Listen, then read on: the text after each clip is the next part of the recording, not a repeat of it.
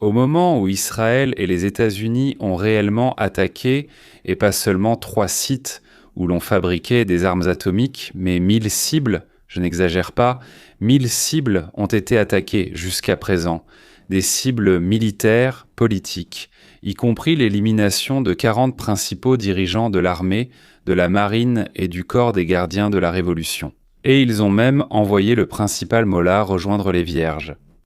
Alors, ceux qui sont restés en vie, eh bien, ils ont vraiment voulu continuer à rester en vie. Oui, d'ailleurs, je vais vous raconter des détails étonnants de l'attaque de Ricaros, vraiment étonnants, un peu plus tard. Nous sommes sans aucun doute intéressés par la désescalade. Nous ne voulons pas la guerre, nous ne voulons pas d'escalade dans notre région. Nous sommes prêts à la désescalade, mais l'agression doit être arrêtée en premier. C'est-à-dire que nous sommes prêts à des négociations, qu'ils viennent tout juste de quitter de manière démonstrative, en claquant la porte. Mais ils veulent que nous, enfin Israël ou les États-Unis, arrêtions de les bombarder, et alors ils seront prêts à reprendre les négociations. C'est intéressant, n'est-ce pas? Ils nous prennent sûrement pour des idiots. Probablement, enfin, disons, la seule raison pour laquelle ils sont sortis, je veux dire, avec des propositions, non. Ce sont les bombardements. Et si nous les arrêtons, ils trouveront encore 1001 raisons de faire traîner les choses. Ne manquez pas, bientôt il y aura un discours de Donald Trump sur le sort de l'Iran.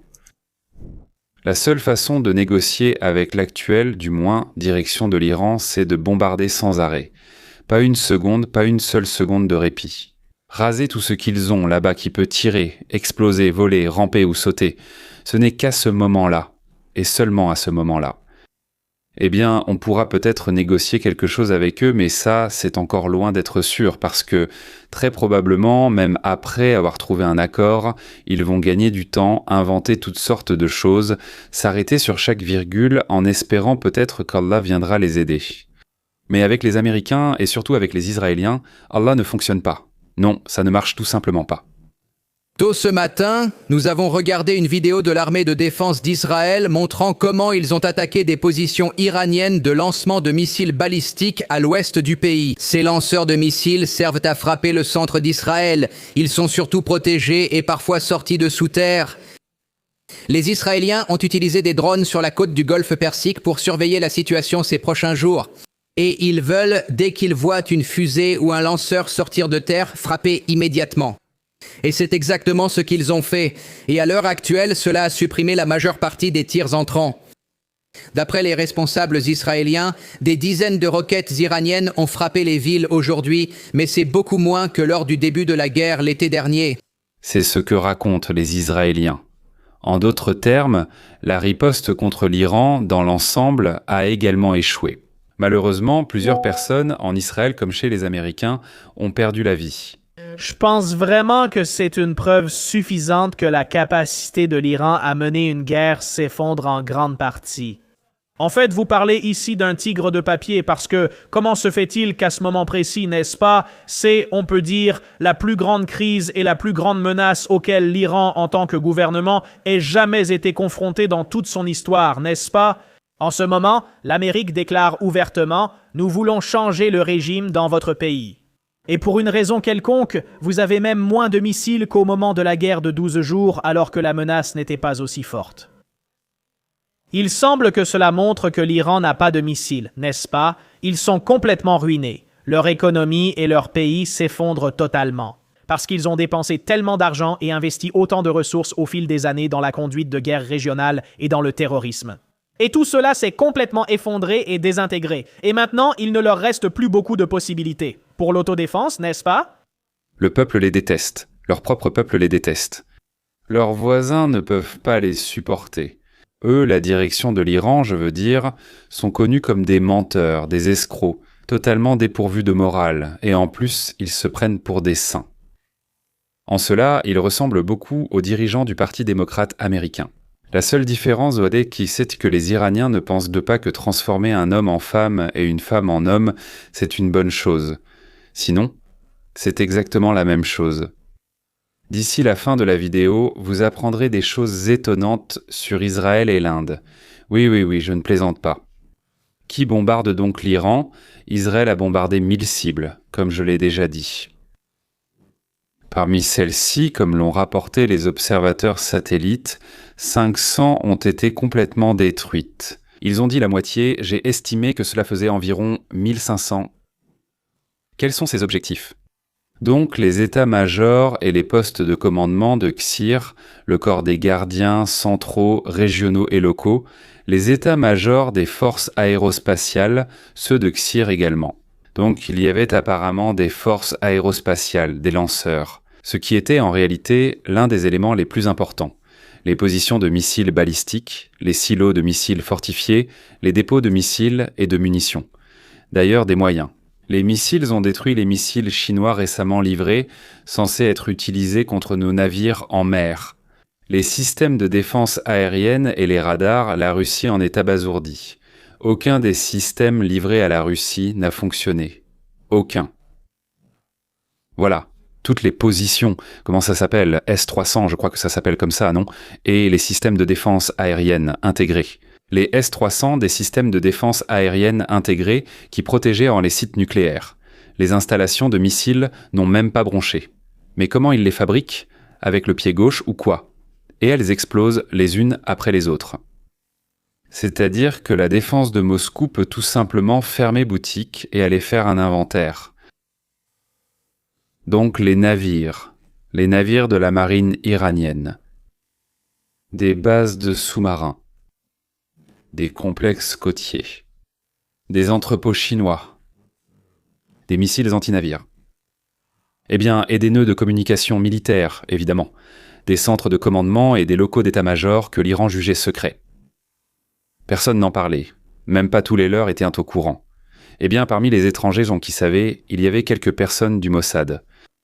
C'est-à-dire qu'Israël avait une carte, avec l'emplacement exact de plus de 1000 sites liés à la défense et au corps des missiles. Au corps des missiles, justement celui-là, au soutien de l'Iran. La mission de Tsahal. Décapiter la résistance. Couper les communications. Détruire les rampes de lancement pour arrêter les tirs sur Israël et sur les Alliés. Détruire la flotte et leur capacité à bloquer le détroit d'Ormuz et le transport pétrolier. Ce bombardement, tous ces raids, ces explosions en soi ne peuvent pas garantir un changement de régime.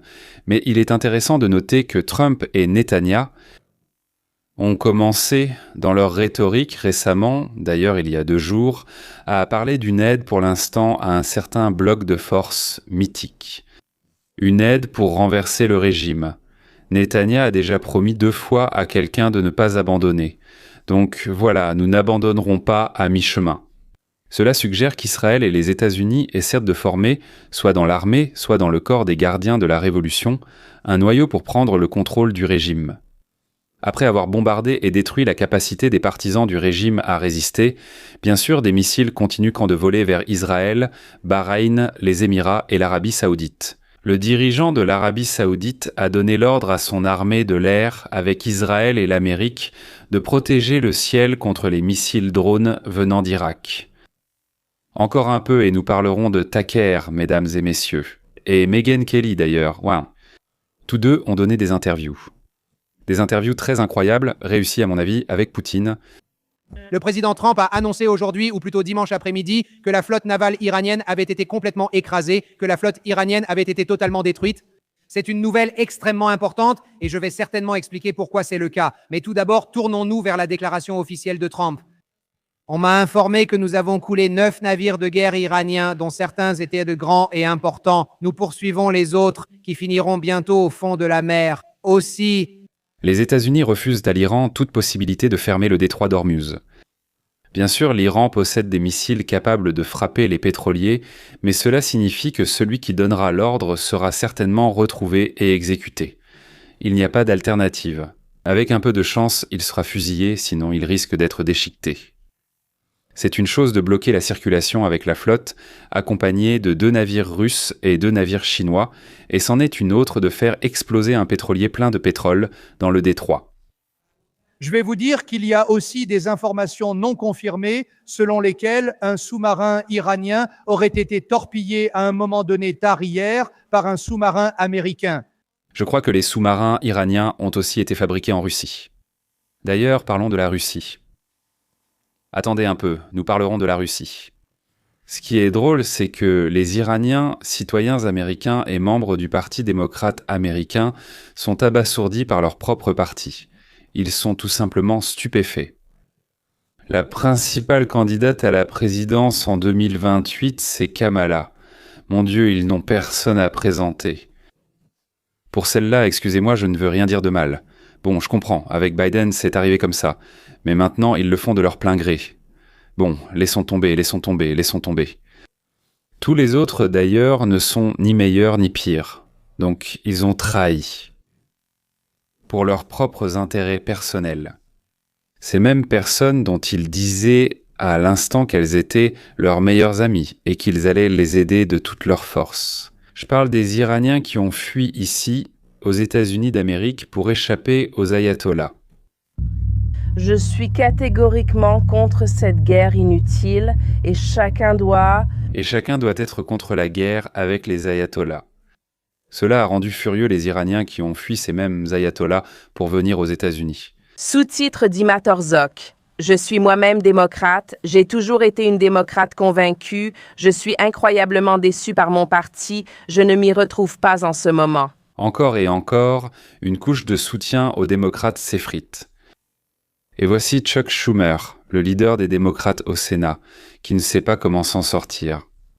Quand j'ai parlé avec Marco Rubio, je le suppliais d'être honnête avec le Congrès et le peuple américain au sujet des objectifs de ces frappes et de ce qui allait suivre, d'accord? L'Iran ne doit jamais obtenir l'arme nucléaire, mais les Américains ne souhaitent pas une nouvelle guerre coûteuse au Moyen-Orient alors que de nombreux problèmes subsistent chez eux.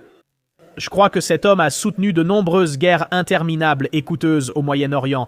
Je ne vois pas encore de preuves que ce sera pareil, mais Chuck Schumer adopte la position dominante à Washington. Il refuse que l'Iran ait l'arme nucléaire. Quelle est donc sa critique? Il affirme que l'administration n'a pas informé le Congrès et le public des détails essentiels sur la gravité et l'urgence de la menace, peut-être à cause de la guerre actuelle. Divulguons toutes nos informations sur la sécurité nationale. Mais c'est la partie la plus stupide. D'accord. Faire face aux activités régionales malveillantes de l'Iran, à ses ambitions nucléaires et à la répression brutale du peuple iranien que Chuck Schumer essaie de reconnaître exige de la force américaine, de la détermination, de la coordination régionale et de la clarté stratégique. Malheureusement, les cycles désordonnés de provocation du président Trump et le risque d'escalade du conflit ne constituent pas une stratégie viable. Alors, avez-vous compris quelque chose? Donc l'Iran, c'est mal. Eh bien, cet Iran Dolovski, c'est mal. Il faut lutter contre eux. Il a souvent répété qu'il ne fallait jamais leur permettre d'obtenir la bombe atomique, quitte à recourir à une invasion, une guerre, tout ce qu'il faut, n'est-ce pas? Voilà, mais maintenant, il faut lutter contre eux et ne pas les laisser créer une bombe nucléaire, mais comme ce n'est pas Obama qui le fait, mais Trump. Schumer dit « Je suis fermement opposé à toute action contre le régime. » Waouh! Voici encore une idée d'un démocrate. Elle a été exprimée par le sénateur Mark Warren. Tu sais, par ironie du sort, Dana, si le président avait décidé d'entreprendre l'une de ces actions dès le début janvier, lorsque le peuple iranien était dans les rues, se comptant par millions, on pourrait dire que cela aurait pu pousser le régime à des changements dramatiques. Il n'a pas pu prendre cette décision car le porte-avions qui aurait dû aider dans cette opération se trouvait au large des côtes du Venezuela à ce moment-là. Et nos alliés dans la région, en particulier en Europe, qui auraient pu nous aider à prendre cette décision en janvier, étaient très concentrés sur l'idée folle du président concernant le Groenland. Vous allez bientôt entendre le discours de Trump sur le sort de l'Iran. Ne le manquez pas. Donc c'est très mauvais que Trump attaque parce qu'il aurait dû le faire plus tôt au lieu de se disperser sur le Venezuela et le Groenland, et il aurait dû bombarder plus durement. Et Mark n'est pas idiot, c'est juste que la position du Parti démocrate est idiote. Quoi? C'est en fait l'argument de ce type. Au moment même où des manifestations ont éclaté en Iran, nous aurions dû frapper immédiatement. Comment Trump a-t-il osé attendre et tout coordonner?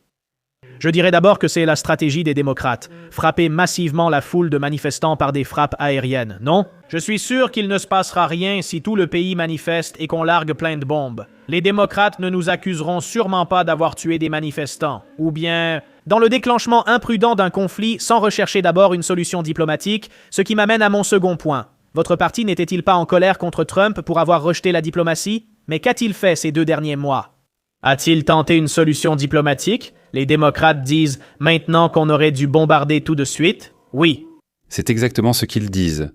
Il ne fallait pas perdre de temps avec la diplomatie, et dès que vous avez fait une démonstration auparavant, il fallait immédiatement partir et bombarder sans préparation.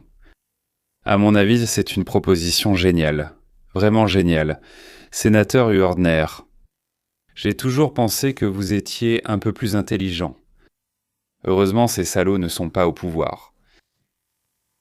Sous Obama, lors des protestations, il restait assis et silencieux sans rien dire. On ne sait pas clairement ce qui les insatisfait. Vous dites que la guerre, c'est très mal, parce qu'elle aurait dû commencer 2 mois plus tôt. Et dans ce cas, elle aurait été bonne. Aïe. Où est passée l'intelligence? Elle s'est cachée derrière la raison ou quoi? Et le plus drôle, bien sûr, c'est encore une fois Chucky Chuck. Quand il s'agit de négocier avec le gouvernement terroriste iranien, Trump est extrêmement incohérent. Un jour, il tient un discours ferme et le lendemain, il revient sur ses paroles. Et maintenant, tout à coup, nous apprenons que Witkoff et Rubio mènent des négociations secrètes sur un accord parallèle avec l'Iran. C'est quoi ce délire? Ils vont adopter une position ferme en public, puis conclure un accord en coulisses pour que l'Iran s'en sorte sans conséquence? C'est scandaleux. Nous devons révéler cet accord secret. Tout accord de ce genre doit être présenté au Congrès. Et, plus important encore, au peuple américain. Si c'est le cas et que Trump capitule déjà, le public américain doit le savoir. Pas de négociations secrètes. Quel accord secret? De quoi parle-t-il? Et je pense qu'il veut juste effrayer les gens sans rien dire de concret. Comme ça, il pourra ensuite dire « Qu'est-ce que j'ai dit de mal? Je n'ai rien dit de tel. » Oui, nous allons encore parler du maire de New York, puis de Tucker. Oh là-bas, c'est juste une mine d'or. Eh bien, comment dire? Elle est douce, elle est douce, elle est douce. Maman, oui, ils le sont. Voici ce qu'il a écrit. Le président a un pouvoir assez unilatéral pour agir contre les terroristes sans l'autorisation du Congrès après le 11 septembre, n'est-ce pas? Voilà le problème. Les gens affirment, le président ne peut jamais utiliser l'armée sans le Congrès. C'est faux. Il peut le faire dans certains cas limités. Les frappes aériennes sont assez fréquentes, surtout si elles visent des groupes terroristes reconnus. C'est la loi fédérale, n'est-ce pas? Alors, vous allez qualifier les Iraniens de gouvernement terroriste pendant que vous critiquez Trump parce qu'il n'attaque pas, et puis, quand Trump le fera, qu'allez-vous dire? Oh, c'était un pays souverain. On ne peut pas bombarder un pays souverain sans demander l'autorisation du Congrès au préalable. C'est absurde. Ça n'a aucun sens. Mais écoutons ce que Zoran Mamdani a dit à ce sujet. Parce que, eh bien, vous pouvez être sûr qu'il suit la situation de très près, n'est-ce pas? Voilà ce que font les démocrates. Ils suivent la situation. Ils veulent que tout le monde sache qu'ils suivent la situation. Quoi qu'il en soit, voici ce qu'il a dit. Les frappes militaires d'aujourd'hui contre l'Iran, menées par les États-Unis et Israël, marquent une escalade catastrophique dans une guerre d'agression illégale. Le bombardement des villes, le meurtre de civils, l'ouverture d'un nouveau théâtre d'opérations militaires. Autant que je me souvienne, ce sont les civils tués par l'autre camp, mais les Américains ne veulent pas ça ni une nouvelle guerre pour un changement de régime. Ils souhaitent un soulagement de la crise de l'accessibilité et la paix. Pour ma part, je reste concentré sur la sécurité des habitants de New York et les mesures préventives. Ensuite, il ajoute vouloir s'adresser aux Iraniens de New York, affirmant qu'ils font partie intégrante de la ville, sont nos voisins, entrepreneurs, étudiants, artistes, etc., et qu'ils seront en sécurité ici. Mamdani semble penser que les Iraniens adorent aussi les mollahs et les agitateurs. Ils détestent Trump parce qu'il a attaqué leur patrie bien-aimée. Voilà les Iraniens en exil. Et...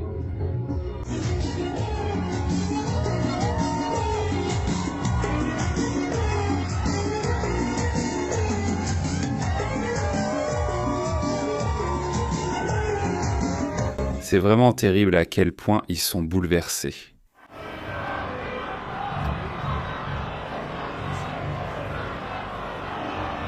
Les Iraniens n'ont pas connu une plus grande joie que celle-ci depuis longtemps. Les forces obscures ont pris le contrôle de leur pays et peut-être qu'ils seront maintenant détruits et balayés par les États-Unis. Il y a ceux qui pensent autrement, l'un d'eux est Tack et Carlson. Dans l'émission de Megyn Kelly, ils ont discuté. Parce que c'est ce que le président vient de nous dire. En juillet, j'en ai parlé en détail. Vous ne vouliez pas qu'il aille en Iran avec ses bombes? En juillet, nous l'avons fait. Je n'étais pas opposé, j'ai accepté de détruire une installation militaire ou un site nucléaire, mais quand ils ont dit l'avoir fait, je l'ignorais. J'ai vu des informations contradictoires, mais le président a dit que nous l'avions fait. 6 mois plus tard, on dit qu'il faut y retourner pour stopper le programme nucléaire qu'on aurait déjà détruit par des bombardements. Il y a quelques mois, j'ai regardé un débat chez Piers Morgan, aujourd'hui, avec 2 personnes pro-israéliennes et 2 personnes contre et pour. Une femme israélienne disait « Oui, Israël gagne. C'est définitivement bon pour Israël. Bien sûr, c'est ce que nous voulons. Je l'accepte. Je vous ai entendu dans votre émission, très bien, mais qu'allons-nous en tirer? Qu'il veuille s'exprimer, mais qu'en obtiendrons-nous? Pourquoi le président Trump fait-il cela? » Je ne pense pas que le président veuille faire cela. Il l'a dit clairement. Je lui en ai parlé récemment, il ne m'a rien confié de plus que ce qu'il dit en public. Dans ce sens, Trump est étonnamment transparent. J'ai beaucoup communiqué avec lui, je lui parle souvent, et il ne dira jamais quelque chose qu'il ne dirait pas en plein discours. Il n'y a pas de programme caché que j'aurais remarqué. Il a dit « Je veux de la diplomatie, pas de guerre, je me suis opposé à son déclenchement et je ne veux pas d'armes. » Ce qu'il dit en public et en privé, au téléphone, en personne et sur scène, et c'est pourquoi je le crois. L'Iran ne possède ni armes nucléaires, ni capacité d'en acquérir. Pourtant, Mark Levin a affirmé récemment dans son podcast qu'il disposait de missiles balistiques intercontinentaux dotés d'ogives nucléaires. C'est un mensonge, il devrait être démis de ses fonctions pour ses propos, car c'est un mensonge, il le sait lui-même. Il ne s'agit pas de défendre les États-Unis. Parmi beaucoup d'autres choses, non seulement c'est vrai, mais les enjeux sont incroyablement élevés. Je veux dire, je pourrais parler pendant des heures de tout ce qui pourrait mal tourner dans cette guerre. Si elle commence, elle aura probablement lieu, mais ce n'est pas garanti. Le président décide, et il n'a pas encore pris cette décision, mais toute chose étant égale par ailleurs, cela arrivera et vous verrez des bouleversements massifs dans l'économie américaine. Vous pourriez voir des dizaines de milliers d'Américains, civils et militaires, mourir dans la région. Et vous pourriez voir certains de nos alliés les plus proches dans le monde.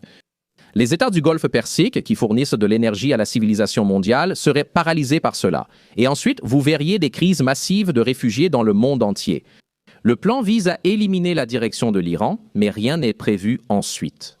Ce que Megyn dit, c'est que le seul bénéficiaire d'une guerre avec l'Iran serait Israël, et que pour les États-Unis, il n'y aurait aucun avantage, seulement de lourdes conséquences. Que l'Iran n'a pas et n'aura pas de bombe atomique de sitôt, et que le président américain Trump ne voulait pas faire la guerre, mais qu'il y a été poussé.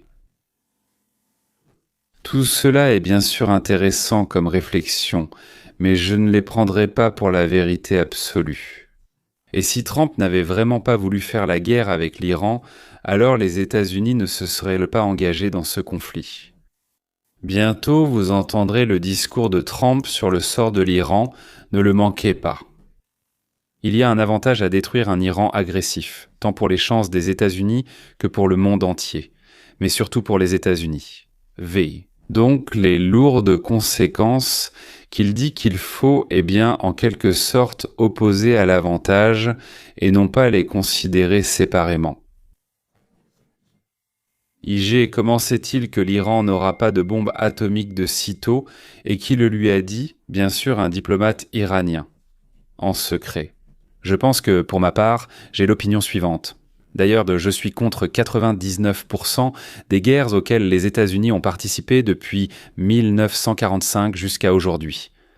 Mais si ton voisin dit tous les jours qu'il économise de l'argent pour acheter un fusil et que dès qu'il l'aura enfin acheté, il tuera tous tes enfants. S'il ne se calme pas et qu'il a déjà tué, d'ailleurs, une dizaine d'enfants d'autres personnes, alors quand il annonce qu'il a déjà acheté le fusil et qu'il économise maintenant pour les balles. Tu as 3 possibilités, 3 lignes de conduite. La première, c'est de fuir sans te retourner. La deuxième, c'est de ne pas y prêter attention. Peut-être que ça passera et qu'il ne tuera pas, ou alors lui porter un coup préventif avec un timon. D'ailleurs, personnellement, dans cette situation, je préférerais être le timon si je le pouvais. Pourquoi choisir les deux autres options? Oui, appeler la police ne marchera pas, elle a depuis longtemps cessé d'intervenir. Mais voici comment il faut voir cela. Nous regardons cela sous le mauvais angle. Il ne s'agit évidemment pas de défendre les États-Unis et même pas de défendre Israël. Si vous êtes Israël et que vous voulez éviter les attaques et protéger vos villes, vous n'iriez pas provoquer l'Iran à lancer des missiles balistiques sur votre pays. Vous ne feriez jamais cela. Non, il s'agit d'éliminer toute résistance à l'hégémonie régionale d'Israël, Ainsi qu'un antisémite, voilà, et l'hégémonie d'Israël, pour lui, c'est cette hégémonie. C'est tellement étrange à entendre. Quels sont les faits ou exemples que Tucker a concernant les actions d'Israël qui cherchent à obtenir l'hégémonie sur la région? La principale tâche de l'État juif est de survivre dans les frontières que la Société des Nations lui a tracées à l'époque, en 923 jusqu'à 9900. Il est évident que cela coïncide avec l'Israël biblique ou historique. Israël n'a jamais voulu rien d'autre de personne, et cela est éprouvé par des tonnes d'actions. Prononcer des discours ne signifie pas avancer au-delà des frontières de cet Israël historique précis. Et l'hégémonie dans la région, c'est quoi sur la Turquie, sur l'Égypte ou sur les sunnites, qui sont 1 à 1 et 2 dixièmes de milliard avec l'aide de l'Inde, comme vous allez le découvrir maintenant, oui, avec l'aide d'NT.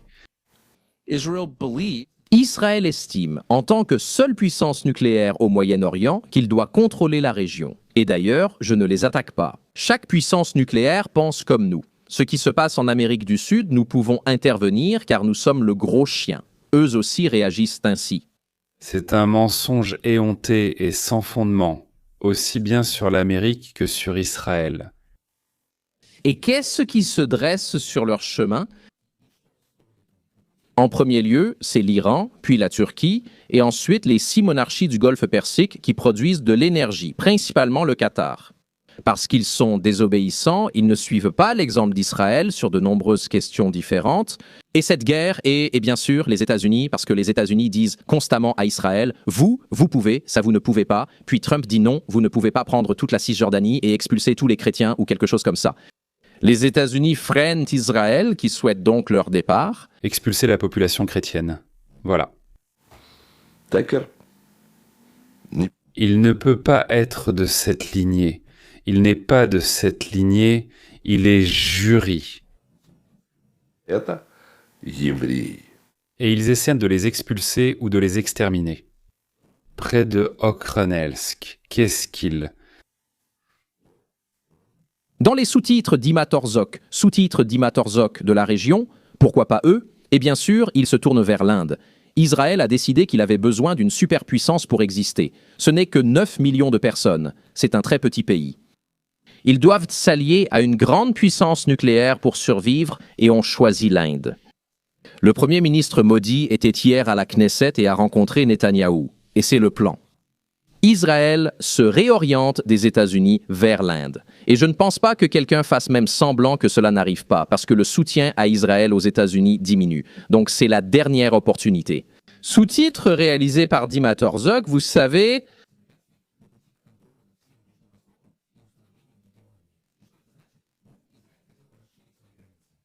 Ce n'est même pas un mensonge. C'est du délire de fou. Enlever les États-Unis, remplacer les États-Unis par l'Inde, élargir les frontières. Il ne comprend même pas le concept d'un État juif, où la majorité doit être composée de juifs dans l'État. Nous ne pouvons pas les diluer, 5 millions de juifs et 25 millions d'autres personnes, parce qu'au final, ce sera encore la même chose. La même chose qui s'est produite pendant 2000 ans d'affilée. Les juifs étaient en persécuté. Les juifs, quand ils étaient des minorités. Ils ont toujours été des minorités, partout et toujours. Donc soit c'est un antisémite notoire, qui à cause de sa haine ne peut pas prendre les faits comme base de réflexion, soit il est très bien payé. Et il s'est convaincu lui-même que ce n'est pas pour l'argent qu'il se bat, mais pour la justice. Par le Liban vers la Syrie, ils occupaient déjà des territoires. Et c'est pareil au Liban, peut-être étendent-ils leur possession plus au nord. Israël cherche à s'agrandir physiquement, comme tous les pays, nous y compris. Rien de tout cela ne concerne les Juifs, notre psychologie, notre rêve de l'an prochain à Jérusalem, 2000 ans de suite avec le rêve de vivre chez soi, ce qui signifie parmi les Juifs. Pas seulement sur sa propre terre, mais parmi les Juifs. Pour qu'il n'y ait plus personne là-bas, il y en avait un peu, non? Avant tout, pour qu'il y ait des Juifs, afin d'éviter que tout recommence comme avant. Bon d'accord, je pense que c'est suffisant, nous n'avons plus besoin de plus. Sinon ça va tout ressortir. En fait, je l'aimais bien quand il était sur Fox les 3 ou 4 premiers mois, peut-être plus longtemps, je ne me souviens plus exactement, quand il avait des rédacteurs, des producteurs, travaillait avec eux, des correcteurs, des événements d'entreprise. Et il y avait une certaine politique là-bas. Mais maintenant, on dirait qu'il a perdu la tête. Soit il a perdu la raison, soit l'argent l'a rendu fou. Son étrange amour pour Poutine, n'est-ce pas? Sa haine de l'Ukraine, des Juifs, d'Israël, tout cela est incroyablement étrange. Et je n'aime vraiment pas qu'il soit proche du vice-président. Je parle de Vance, qui a déjà répété plusieurs fois certaines choses que Père Tucker a dites. Exactement, Père. Récemment, Tucker a déclaré que les Juifs se considèrent comme une race supérieure et que les autres sont des sous-hommes. Il évoque constamment les privilèges des Juifs. Nous en avions réellement beaucoup. Nous avons encore beaucoup de privilèges, non? Et de l'influence toute puissante des Juifs. Eh bien, ça remonte simplement à l'époque des sages sionistes, n'est-ce pas? Peut-être même avant. C'est la base des pogroms et de l'antisémitisme. Takei pense que les Juifs actuels n'ont pas de droit sur la terre d'Abraham. Et donc, apparemment, il partage lui-même ses convictions antisémites, ou bien il joue pour un certain public, ce qui d'ailleurs n'est pas mieux et peut-être même pire que d'être antisémite. Carlson vit de l'attention et du scandale. Et plus il choque par ses sujets et ses propos, plus il y a de bruit, de vues, et par conséquent, plus il gagne la loyauté d'un public radical. Je n'ai pas envie de finir sur l'antisémitisme, donc je vais dire ceci. Il y a 30 millions de chrétiens évangéliques aux États-Unis.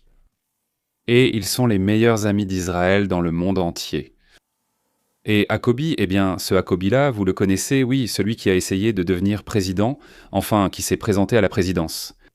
Maintenant, il est ambassadeur des États-Unis en Israël. L'un d'eux, Dieu merci, ils sont plus nombreux que les partisans de Tucker Carlson. C'est tout, mesdames et messieurs. À la prochaine. Au cours des 36 dernières heures, les États-Unis et leurs partenaires ont lancé l'opération Fureur épique. L'une des plus grandes, des plus complexes et des plus dévastatrices opérations militaires que le monde ait jamais vues. Personne n'a jamais rien vu de tel. Nous avons frappé des centaines de cibles sur le territoire iranien, y compris des installations du corps. Les gardiens de la révolution islamique et les systèmes de défense aérienne iraniens. Il vient d'être annoncé que nous avons détruit 9 navires ainsi que leur base navale, et tout cela en seulement quelques minutes. L'ancien guide suprême de l'Iran, l'ayatollah Khamenei, est décédé. Cet homme ignoble et lâche a du sang de centaines, voire de milliers d'Américains sur les mains, et il est responsable du massacre de milliers d'innocents dans de nombreux pays. Hier soir, dans tout l'Iran, on entendait les voix des Iraniens qui jubilaient et faisaient la fête dans les rues à l'annonce de sa mort. Tout le commandement militaire a également disparu et beaucoup d'entre eux veulent se rendre pour sauver leur vie. Ils veulent l'immunité. Ils appellent en très grand nombre. Les combats se poursuivent à pleine intensité et ils continueront jusqu'à ce que tous nos objectifs soient atteints. Nous avons des tâches très sérieuses. Ils auraient pu agir il y a 2 semaines, mais ils n'ont tout simplement pas pu le faire. Plus tôt aujourd'hui, le CENTCOM a annoncé la nouvelle que 3 militaires américains ont été tués au combat. En tant que peuple uni, nous pleurons tous les véritables Américains, les patriotes américains qui ont fait le plus grand sacrifice pour notre pays. Et même lorsque nous poursuivons cette mission juste pour laquelle ils ont sacrifié leur vie, Nous prions pour le rétablissement complet et rapide de tous les blessés, et nous exprimons notre amour infini et notre gratitude éternelle aux familles de tous les héros tombés. Malheureusement, il y en aura sûrement d'autres.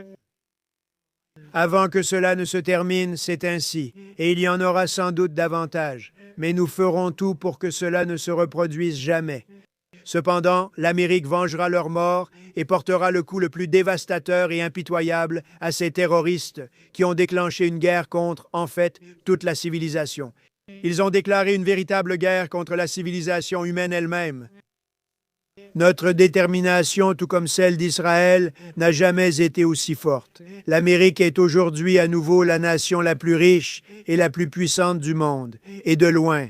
Mais la seule raison pour laquelle nous profitons de la qualité de vie que nous avons, ainsi que de la liberté et de la sécurité, c'est parce que nous avons accompli ce que les autres ne pouvaient pas faire. Mais c'est grâce aux guerriers qui sont prêts à sacrifier leur vie pour affronter nos ennemis.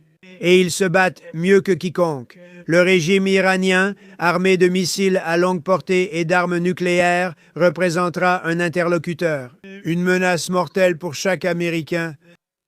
Nous ne pouvons pas permettre à un pays qui élève des armées terroristes de posséder de telles armes, ce qui leur permettrait de faire chanter le monde en imposant leur volonté maléfique. Nous ne laisserons pas cela arriver. Cela ne nous est pas arrivé et nous ne le laisserons pas arriver aux autres. Les États-Unis possèdent l'armée la plus puissante que le monde ait jamais vue. J'ai restauré nos forces armées lors de mon premier mandat.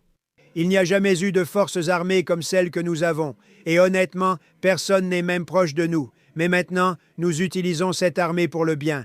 Nous voulons l'utiliser à des fins positives. Nous menons cette opération d'envergure non seulement pour assurer la sécurité de notre époque et de notre territoire, mais aussi pour nos enfants et pour leurs enfants. Exactement comme nos ancêtres l'ont fait pour nous il y a de nombreuses années. C'est un devoir, le fardeau d'un peuple libre.